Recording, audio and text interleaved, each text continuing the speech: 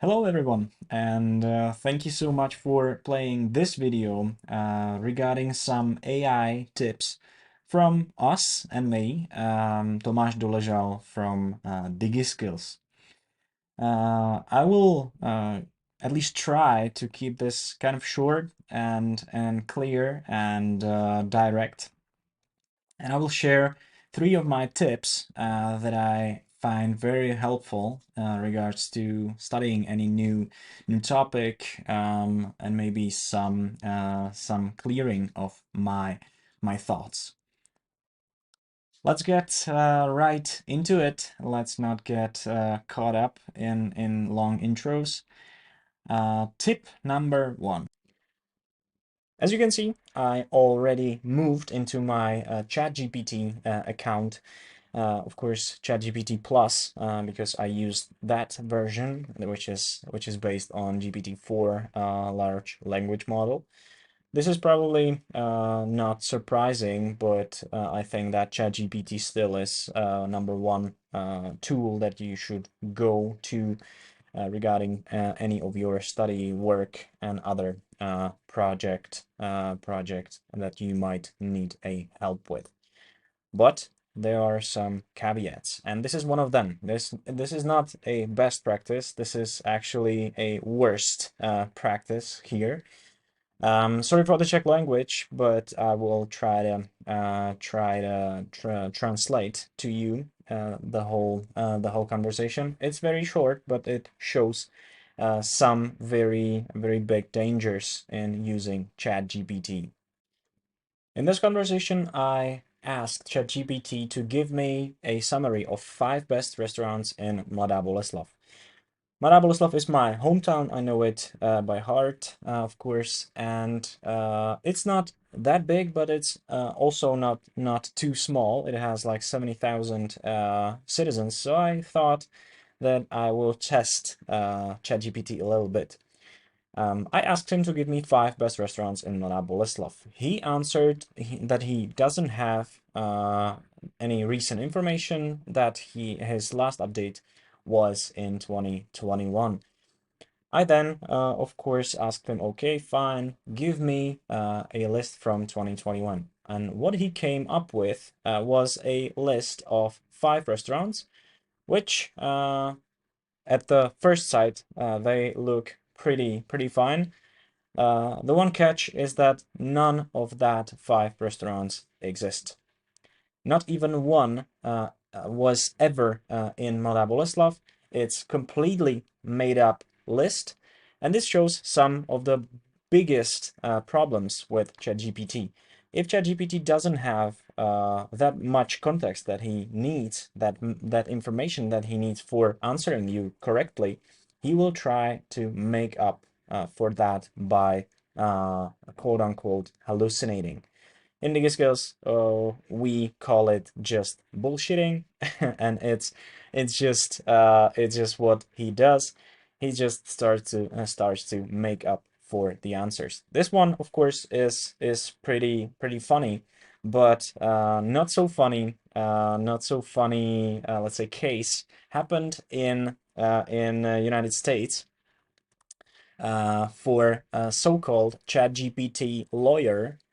Let's Google this case, because in the United States there was a lawyer from a very valued and prominent law firm that was on a case in a court.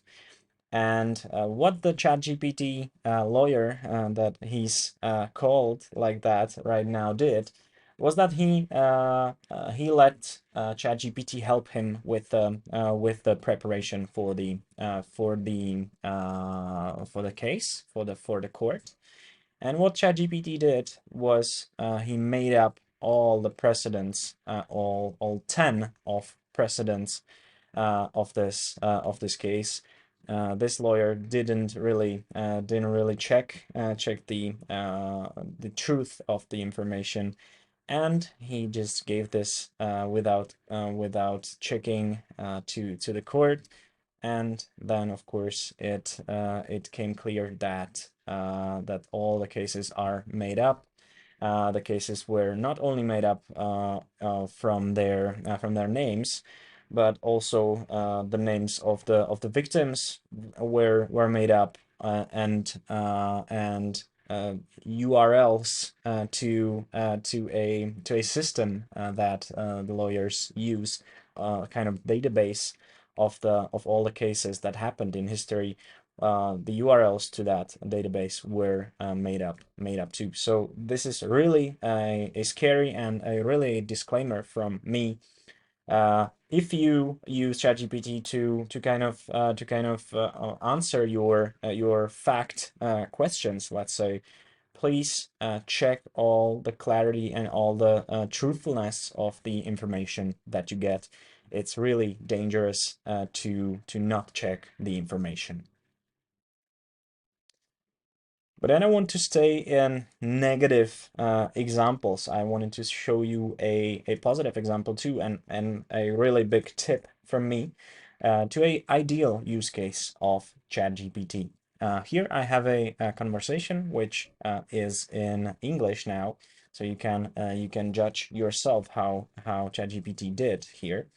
And what ChatGPT, in my opinion, is really great at is summarizing text, especially text that is not very UX optimized, let's say, and might look kind of like this.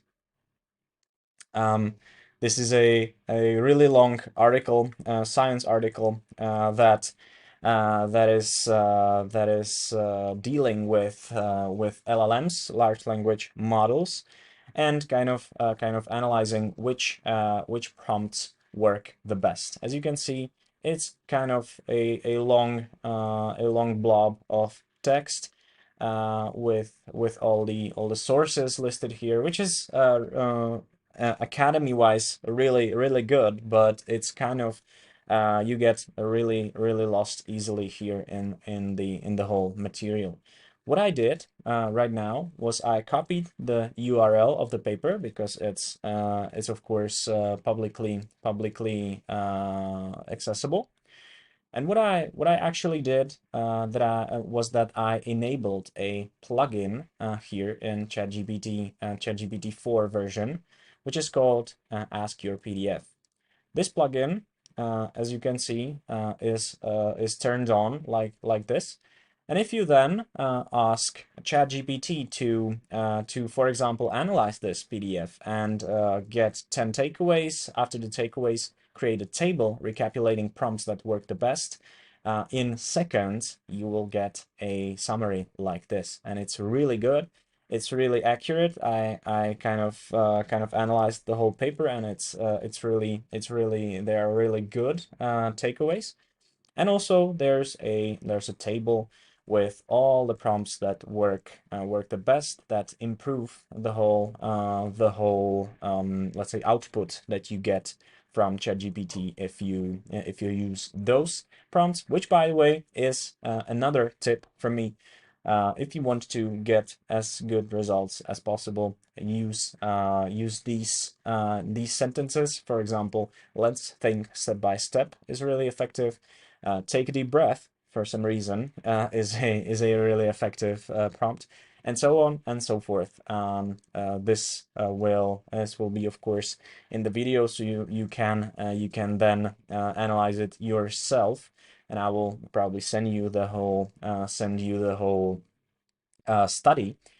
But what I wanted to kind of show you here is that you can summarize very long text in seconds here, which is one of the best use case for ChatGPT.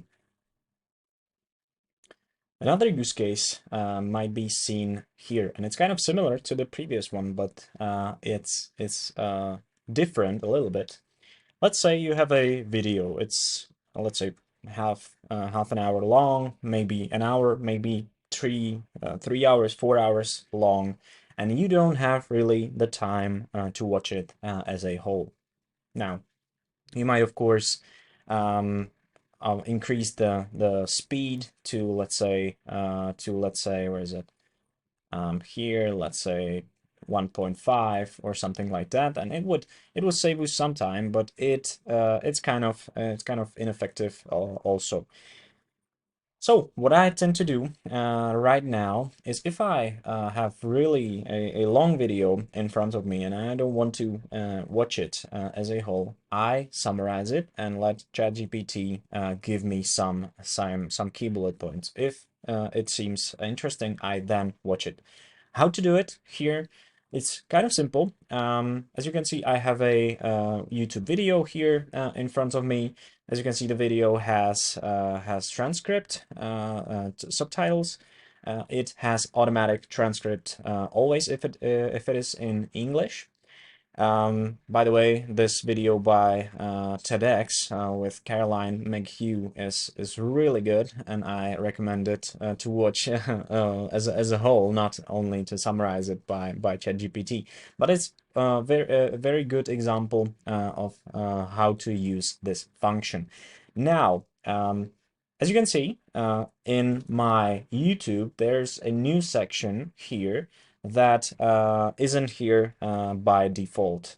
It has been added by this Chrome extension that's called GLASP. And what GLASP does, apart from other things, that it's a really good